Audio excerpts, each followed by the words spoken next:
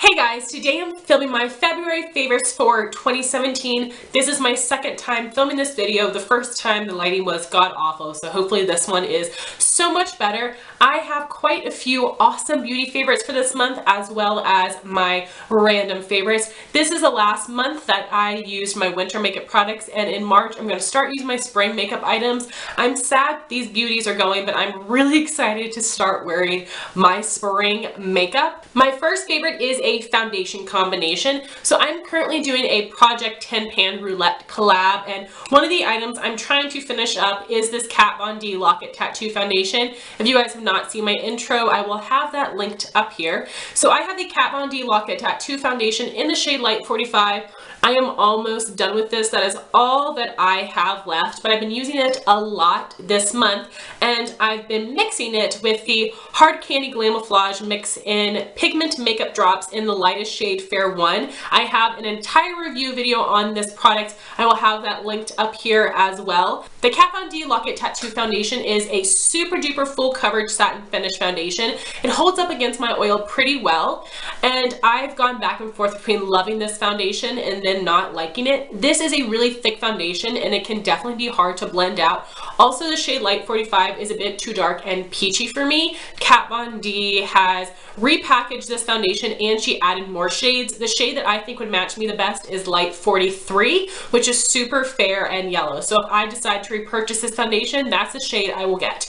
But because this is really thick and it's a little bit dark, that's why I mixed it in with these Hard Candy drops. This is a super duper runny liquidy formula, so I am not able to use this with every foundation, but these two pair perfectly together because it lightens the shade, adds a bit more of a yellow tone, and it thins out the texture of the Kat Von D and makes it so much easier to work with. So I will take one pump of the Kat Von D, 2 little drops of the Hard Candy, mix it together for one side of my face, then I'll do the same on the other side.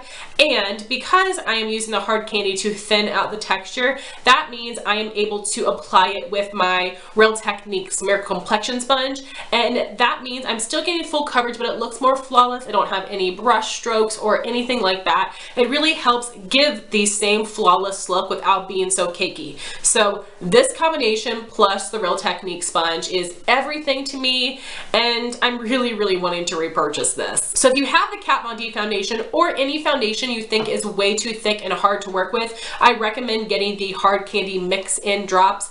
Even if the foundation you have is your perfect shade, get the Hard Candy drops in your perfect shade and it will just help to thin out the texture but not take away any of the coverage. My next favorite is something I mentioned in my December favorites, and I should have mentioned it in January because this has been a favorite the entire winter season. This is the Clinique Cheek Pop in the shade Heather Pop. I've had this one for a little while and I wore it a little bit last year, but I never really paid much attention to it, but I started wearing it this past winter season, and seriously, this blush is everything. I have a lot of the Clinique Cheek Pops, and my favorite shades would be Heather Pop, Peach Pop, and Ginger Pop. The formula of this blush is amazing. This is a really nice buildable blush. I use an angled blush brush because this is a bit more of a dense product, but you can just do one layer for light color, or you can really build it up like I do to get that intense cheek look. This also has a great natural satin finish.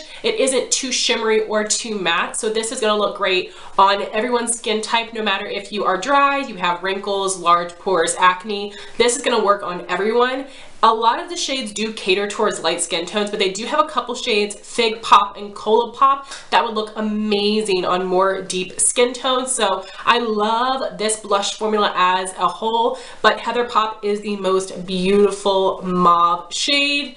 Oh my gosh, this is so gorgeous for a great natural everyday look, perfect for the office, or if you have an intense eye look or lip color and you don't want an intense cheek. I'm seriously so in love with this, and I can already tell you this is going to be in my 2017 yearly favorites because I did wear it all season long and completely fell in love with it. My next favorite would be some Anastasia Beverly Hills eyeshadows. And the next video you guys are going to see from me is my single shadows of the month, and I'll give you more details and show you all of the looks that I created. But I have worn all of these looks in other videos this month, but I decided to pull out my Anastasia cool tone shadows and use them this month. And of course I fell in love with every single look I created. Anastasia eyeshadows are absolutely incredible. The first look I created is using the Anastasia Modern Renaissance palette. I wore Vermeer on my lid, Buon Fresco as my transition color, Warm Taupe as my crease color, and Antique Bronze as my outer corner color. I do have an entire palette of the month review video on the Anastasia Modern Renaissance palette. I will have that linked up here. And then I also created two looks using my Anastasia single shadows. I have Pink Champagne, Macaroon, and Dusty Rose. Pink Champagne and Macaroon are a titanium finish, which is really similar to Makeup Geek Foiled. And then Dusty Rose is a lovely matte shade. I use Dusty Rose as my crease color with both of those singles. I think Anastasia eyeshadows are incredible. They are very, very pigmented and they do blend really nicely. The matte shades, especially the ones in the Modern Renaissance palette, do have a lot of kick up, but they blend so nicely. Lilac and Kat Von D shadows have a lot of kick up as well, but I don't like those formulas because they get really muddy and patchy on me, but not the Anastasia. So I recommend all of those shades, and Anastasia eyeshadows in general I think are fantastic. And my next favorite will be 3 Anastasia liquid lipsticks. I wore all of these with those 3 different Anastasia eyeshadow looks that I created, and as I said, I have done videos wearing all of these makeup looks, and my palette of the month will show you what they all look like and give you all of those details. So I had 3 Anastasia liquid lipstick favorites of this month. As you can see, the colors are all really similar in the packaging, but they look really different in a swatch and on the lips. So I have the shade Dusty Rose, Soft Lilac, and Catnip. For the swatches of these shades, I have Dusty Rose, Soft Lilac, and Catnip. These shades are larger than life because I literally don't know how to control my left hand, so sorry about that, but at least you can see them very clear. Even though I have so many Anastasia liquid lipsticks, this was the first time I actually wore them all day long and really tested the formula. I love them. I know that all of these shades I have are their newer formula. If you bought their original launch of liquid lipstick years back, I've heard that this one is completely different. This is a very moussey formula. It isn't thin and liquidy whatsoever. It is moussey, and this does dry down to a completely matte transfer proof finish, which I love. These can be a bit drying, but they are not overly drying, and they wore for a really, really long time. They lasted throughout a lot of eating and drinking. Obviously, if you eat something really oily, they will break up. And something that I was really impressed by is that I was able to reapply, and it worked out nicely. It didn't ball up, patch off, anything like that, which is usually what happens with the liquid lipstick. So I think I want to do a full review on the Anastasia liquid lipsticks and the lip glosses, but I am really, really impressed with this formula, and I love all of these shades, especially in combination with those Anastasia eyeshadows. And lastly, for beauty favorites, I have 3 nail polishes I was loving, and I do have Manicure Monday pictures of all of them, and I will insert them as we go along. My first polish is the CoverGirl Outlast Stay Brilliant in the shade Always Naked. I'm not sure if this line is still available anymore. I've had this shade for a long time, but this is a dupe for Essie Sand Taupe. This is an amazing nude polish, opaque in 2 coats, which is really, really impressive because most nude polishes need several coats to be opaque, and the fact that this only needs 2 and it's from CoverGirl, I'm really, really impressed. This gives me my perfect mannequin hands. I love wearing this in the wintertime, and especially when my nails look extra long, because it really elongates my fingers and it looks so clean. I love this polish for mannequin hands. Next, I have KL Polish in Zoey. This is the nail polish brand that was created by Kathleen Light, and I did get 3 of the shades for Christmas. I've only used Zoey so far. This is a really beautiful purpley mauve color. Depending on the lighting, this can definitely pull a little bit more purple than it does pink. This is a really, really great color. I wanted to include a little mini review of the polish formula for you guys so you can hear my thoughts on it. So the KL nail polishes do all have this wide brush. I really do like that. Some people might not, especially if you have really small nail beds, but I think that the brush is fantastic to cover a larger area. I prefer having a wider brush than a skinny brush like the Essie's. Because the Essie brush is so small, I feel like my polish looks more streaky because I have to go back in more times to cover my entire nail. So the fact that this is wider, I feel like just makes it easier to do my nails. This does have a really, really thick formula. I prefer thick over thin. I don't like thin formulas because it's really easy for them to look patchy, and you have to be very meticulous when you apply your coats to try and make it as even as possible. But when it is a thick polish, you really do get really nice full coverage that is even. But this is almost a little bit too thick. And a couple times when I was using it, I didn't have enough product on my brush, and I was starting to apply. I got halfway across my nail and then it just like stopped. There was still some polish on the brush, but because it was like too thick and not watery enough, it just wasn't moving across the nail. So I just had to make sure that I had enough polish on my brush.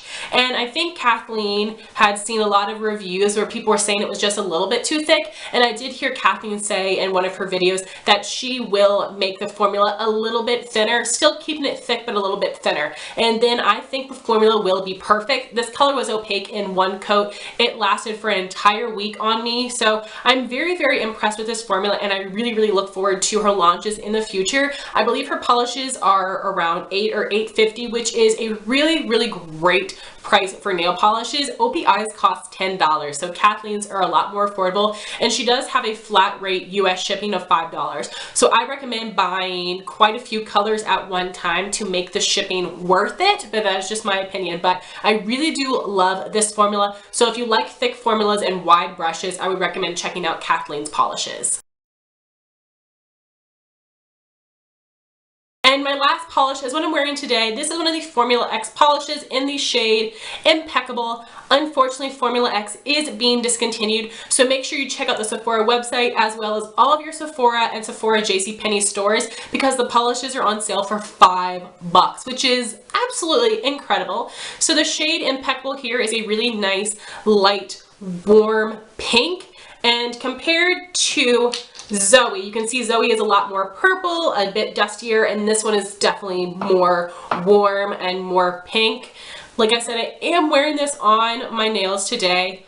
I freaking love this shade. This was opaque in one coat, a really, really nice formula, and I love this shade. It is so romantic, so stunning. So glad I was able to get this, and I would highly recommend you pick it up if you can find it in your store or online. Those were all my beauty favorites. Now onto my random favorites. I have one YouTube channel and one YouTube video. So for the YouTube channel, that would be Crystal is 007. Crystal used to be one of my favorite YouTubers back in the day. She would do a lot of drugstore and high-end hauls and reviews. I really, really trusted her opinion a lot. She also had combination oily skin, so I loved hearing her recommendations for that. And Crystal took about a year off of YouTube to raise her son, Santino, who is like seriously the cutest baby I've ever seen. And in the past couple weeks, Crystal has come back to YouTube, which I am so excited about. I totally get why she took the break. I absolutely understand, but I'm so grateful she is back. So I will have Crystal's channel linked down below. Please go subscribe to her if you are not already. And for the YouTube video favorite, that would be two videos from Jen Loves Reviews. I love her weekly live stream makeup talks. Every week has some sort of theme. They're really long but super fun, and I absolutely love Jen. So for the past 2 weeks, she has been doing a lipstick declutter, and she was being so cutthroat, so ruthless, and I was so impressed by her. And she has inspired me to throw out a couple lip products that I think are just a little too old. And next I have a couple Instagram accounts that I love for swatches. They post swatches of all kinds of things, but my main reason for loving them is for their ColourPop swatches. And I'm not sure if these girls receive ColourPop PR. I hope that they do because their swatches are amazing and they deserve it. So that would be lapetitechicmommy and CheersRachel. I will have both of their Instagram accounts linked down below. Then I have a music favorite. So while I was doing my homework, I got on my Pandora station, Young Punk Radio, and they played a song from the band Hey Monday. Hey Monday is a group I used to listen to back when I was like a senior in high school, and it reminded me of the band. I looked up all of their music videos and their songs on YouTube and completely fell in love with them again. They are a bunch of teenagers, a pop punk band. They have 2 music videos for the song Homecoming and How You Love Me Now. I will have those linked down below. And the lead singer is Cassie Pope, and watching those videos I looked in the comments and I saw that she was the winner of one of the seasons of The Voice, and her coach is Blake Shelton, and now she sings like pop country, which makes her voice is so amazing. Like, she can definitely do that, but it makes me sad that she's not doing pop punk anymore because she was so perfect for that. But anyway, I will have those videos linked down below. And then I have a lot of TV show favorites on MTV. I have been watching Are You the One, which is a dating reality show challenge thing. And then I've also been watching the Real World Challenge Invasion. I don't actually watch the Real World anymore. I used to watch it a while back. It's not really my thing, but I do love competition shows, and they bring back so many of the old cast members on the challenge, and it's so interesting. And then there's one show I've been watching on Netflix, which would be Gossip Girl. I know Gossip Girl came out a million years ago, but I just started watching it. It is so good. And then I have a movie favorite this month. Justin and I went to the movies twice over the past month. We saw the movie Split, which is about a guy that kidnaps 3 teenage girls, and he has dissociative identity disorder, also known as multiple personality disorder, and it was so good. And at first we were really afraid to see it because we thought it was going to be really scary. It is not scary. It is creepy. It is a psychological thriller, but I don't think it's scary. Highly recommend it. The acting and the storyline was really good. And then for a movie I didn't like, I went to go see 50 Shades Darker on Valentine's Day, and when you guys see the commercials, there's one commercial that's really like the romantic side and one commercial that is like the creepy, freaky side. And that is why I went to see the movie, because it's like, oh my gosh, there's this girl that's like stalking them. Like, that looks so interesting. Let me tell you, that is a super small portion of the movie. And yes, I was really let down. It was like 99.9% sex. And then, you know, this 0.1% of creepy. So I was disappointed. I saw the original 50 Shades. I hated it. I'm not into movies like that. It is not my style. It makes me uncomfortable.